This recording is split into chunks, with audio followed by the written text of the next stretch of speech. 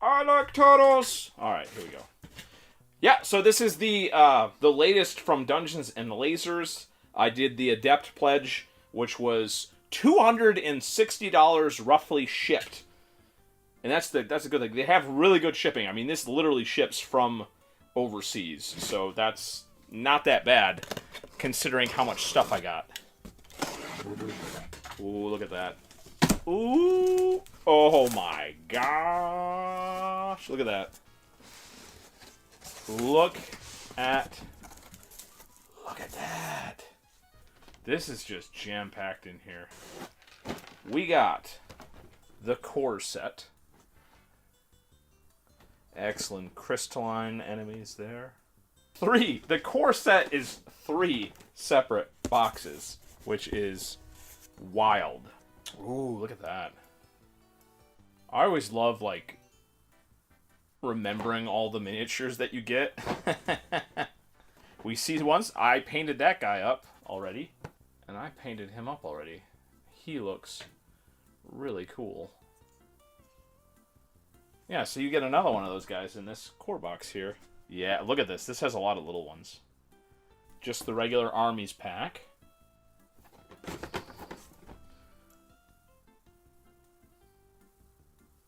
Oh yeah, that's the reason why I chose this pack.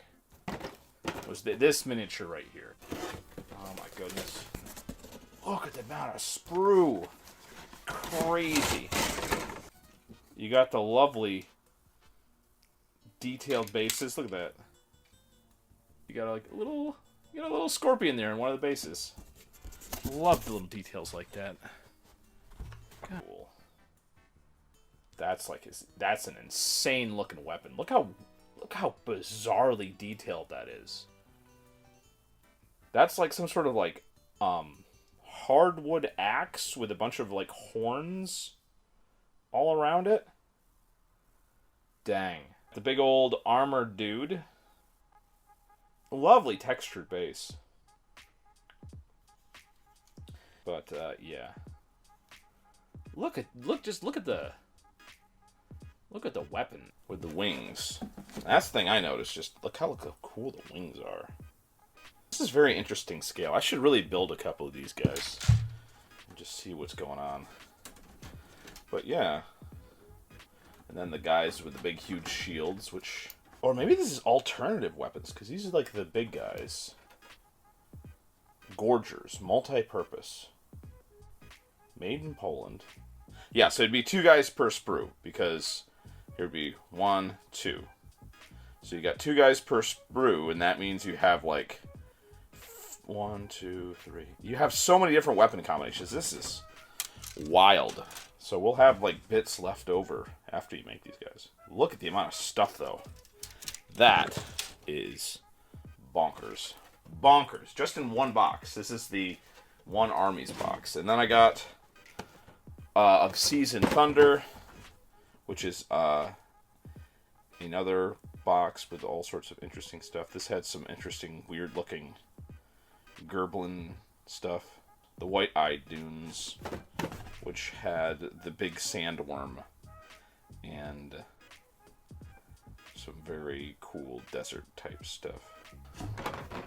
Which we have some very interesting stuff. We got some golems, which have very interesting poses and whatnot. Got some mad scientist style stuff. We got the Prophet of Chaos. Got the second stretch goal box, which has some, again, I mean, I'm just blown away with the number of stuff and how much cool stuff is in here. I mean, we have the classic Boar Rider, the Dwarven Boar Rider. We have somebody who is, that's like a Displacer Lion, and they have the alternative to have like the rider on them. And then we have a very familiar looking demon here who is quite cheekily, this demon is clearly a mix between the Demogorgon from D&D and then the Demogorgon from Stranger Things. I enjoy that very much. We have a Shambling Mound, which is a very unique style of Shambling Mound. And of course, The 3 kobolds in a trench coat. The third stretch goals box, which we have all the different weapon packs in this one. Let's take a quick look and take a gander at that lovely colored sprue there. Look at the amount of bases they put in here. That's really cool. So that's a squid thing.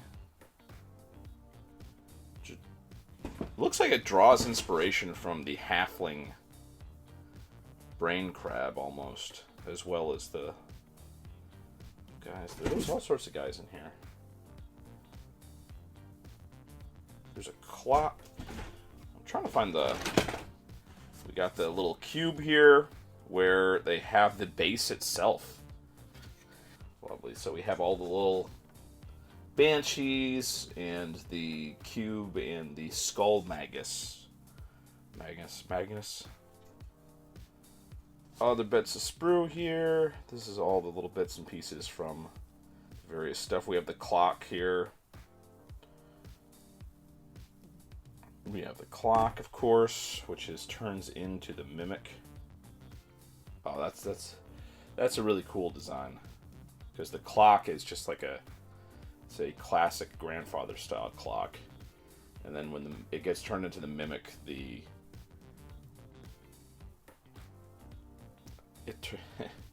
that's pretty great.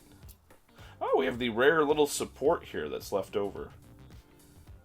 Yes, excellent stuff. And then we have all just the different sprues with different weapons and stuff. Oh, very useful, very useful. Cerveza Cristal. Wow, really interesting stuff. Finally, we have the super stretch goals. Well, no, then we have the... I bought like one extra thing, but we have the dragon turtle. I like turtles! With the optional little parts so people can ride him. We got the mimic dragon. That's a really cool, interesting take on the Kraken. Very non-traditional. And then finally, we have the flying pirate airship with the optional stuff on here. And I got the free Lord Beholder. Beholder.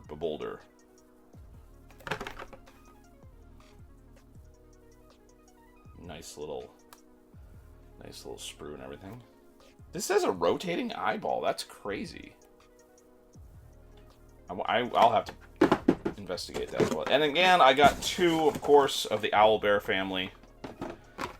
Man. So you can have the owlbear with the arrows in it, or optionally no arrows in the owlbear. And the owlbear family, of course, is a classic scenario in D&D where you mess up and you stumble across an owlbear family. Oh, so amazing. Very cool.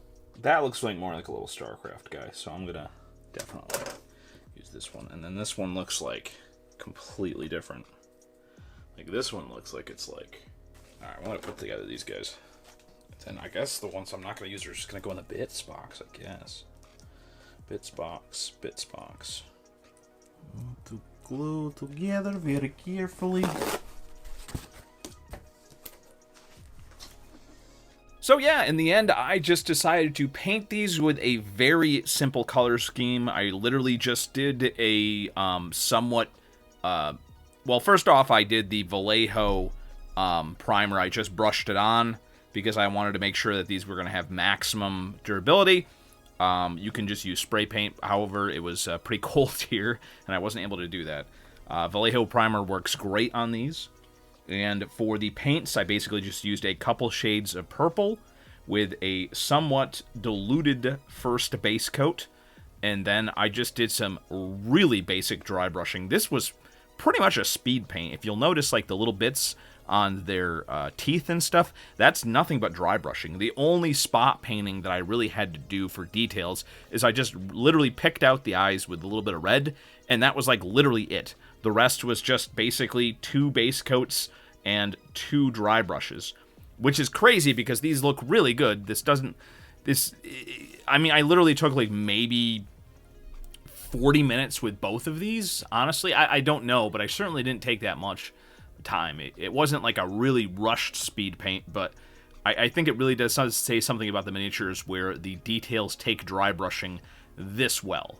So yeah, I think these are going to look great no matter what your level painting, just because there's so many little details that pick up so easily with a somewhat diluted glazing style base coat and then dry brushing. It looks marvelous.